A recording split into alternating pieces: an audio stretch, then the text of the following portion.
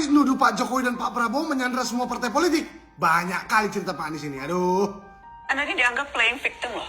Mengatakan seperti ini setelah Anda gagal dapat tiket. Partai mana sekarang yang tidak tersandera oleh kekuasaan? Apa dasar Anda bicara ini, Mas Anies?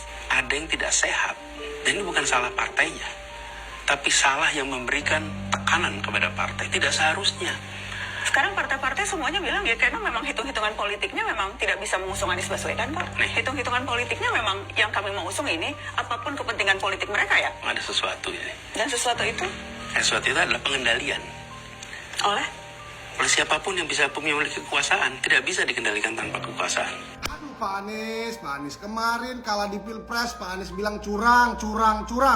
Sekarang gagal nyagup, ya nggak ada satupun partai politik yang mau mendukung Pak Anies. Pak Anies bilang semua partai politik tersandra. Ada pengendali kekuasaan. Itu siapa maksud Pak Anies? Arah omongan Pak Anies ini kemana? Hah? Bapak nuduh Pak Jokowi, nuduh Pak Prabowo, yang jelas dong, jangan abu-abu, terang.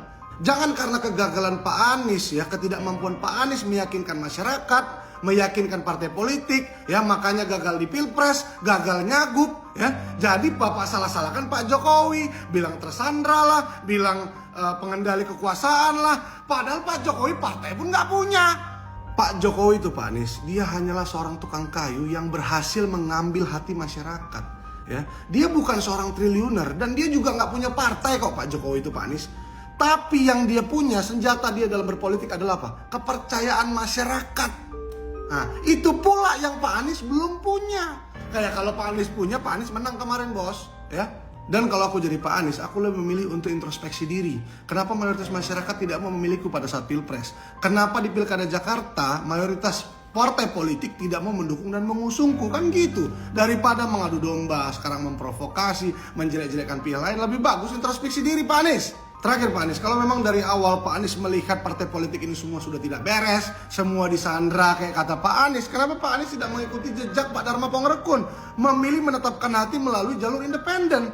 Daripada di akhir begini nggak ada yang mau sama Pak Anies, terus Pak Anies komplain. Aduh, no comment lah aku Pak Anies, pusing.